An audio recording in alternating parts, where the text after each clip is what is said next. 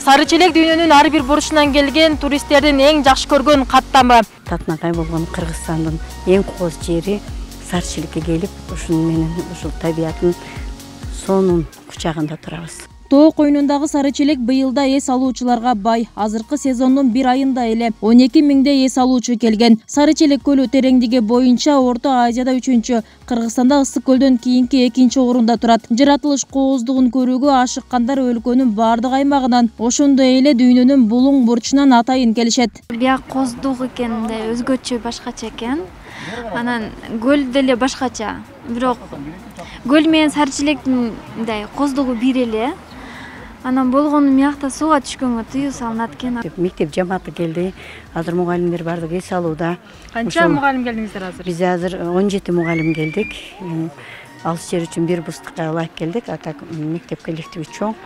Ошол өзүбүздүн кооз жерлерибизди көрүп, табият менен таанышып, тарыхый жерлер менен таанышып, айланып келебиз деген максатта чыкканбыз. Коруктун ичинде 250 түтүн жашаган Аркыт айылы жайгашкан. Айыл тургундары мал жандык кармап күн өткөрүшөт. Жана жайкы сезондо туристтерге азын оолак кызмат көрсөтүшөт. Анын катарында Алишеровдордун үй бүлөсү да бар. Көбүнчө чет элдик туристтерди кабыл алам деген бул тургун атайын туристтерге деп чакан коноктор үйүн түптөгөн. Экономикабыз кичине кыйналгандыктан ушу өзүмдүн коромдон эле кошумча дагы бир үй салып, туризм тармагында киреше кирсин деп ошол менен алектенип келип атабыз. Өлкөдө азыр ички туризм жана сырткы туризм саясаты аябай өнүгүп баратат. Жакшы колдон келсе услугалар көрсөтүп, өзүңдү өзүң бак деген темага ылайыктуу кичине бир жекешкерлик менен алектенебиз. Келинчегим экөөбүз азыр бир аз чекесинен көрсөтүп кетсем, келген туристтерди кыргыздын улуттук салты боюнча тегерене отуруп, тамактануусуна шарт түзүп, мына апабыз жасаган чырдактарды салып, кыргыздын салттарын менен куурдак, беш бармак жана башка сырттан келген туристтер сураган тамактарын заказ кылган тамактарын жасап беребиз. Азыр пандемия күчөп турганда бул жерге келген жерин эле антисептик жана жидкий мыла бүт бардыктары камсыз болгон. Туристтерди көбүнчө сырттан келген иностранецтер менен иш кылып атам. Booking.com'га катталып, анан ички туризмди да кабыл алып атабыз. Колдон келишинче аябай грамотно тейлегенге аракет кылып атабыз. Сезон убагында мында болжол менен аптасына 1000 киши келет. Ар бир адамдан корукка кирүү үчүн 100 сомдон жана унаага да 100 сом акы алынат. Ал эми чет элдиктер ар бир жаранга 400 сомдон төлөшөт. Бир ай аралыгында эс алуучулардан түшкөн каражат 1 миллион 200 миңге жетиптир. Мында ири суммалар коруктун эсебине түшөт жана аны өнүктүрүүгө жумшалат. Анан бул жерде мен да ушул местный житель балдар менен сүйлөшсөм, бул акчанын эсеби эмеси барбы десем, булар каяка жумшалып атканын билбейт экен. Айылдын тургундары билбейт экен да, местный жительдер. Анан бул бизге болсо жөн эле мындай чек берип коюп койду. 5 жөөбүзгө бир чек берип койду. Анан муну контролдоп бул жакта менин оюм боюнча коррупция дагы эле бар окшойт да. Анан местный жительдер ошондой жашаган тургундар наразы болуп атканына караганда, бул жерде да коррупция бар деп ойлойм да. Анан эми ошол жакта да мына азыр коррупцияны жоёбуз деп Садыр Нуркожоевич жакшы иш баштап атат, бирок бияка жетпей атыптыр да. Мен мындай эле бир эле келген адамга айтып атам. Анан бул жерде биринчи жолу келип атам, мен семья менен эс алыпчы. Анан бул жерде шофер балдар менен да сүйлөшүп, местный балдар менен сүйлөшсөм, бул айылга эч кандай бир тыйын эмес түшпөйт экен. Өткөндө бир жуманын эле немесин, бир эле жуманын акчасын эсептеп, булар ошо жердин ичинде тополоңдотушкан экен. Ошондо бир жумада 1 миллиондогон акча түшөт экен.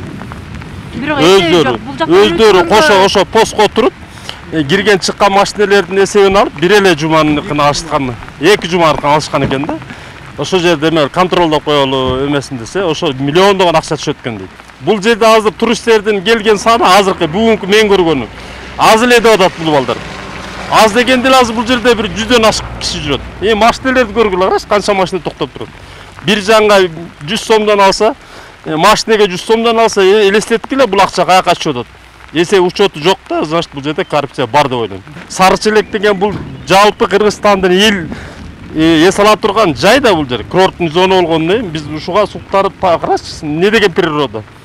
Анан ушулдан түшкөн акчаны туура пайдаланып бир ушул Кыргызстандын бир жакшы бюджетине пайдаланса деген ниетим бар да.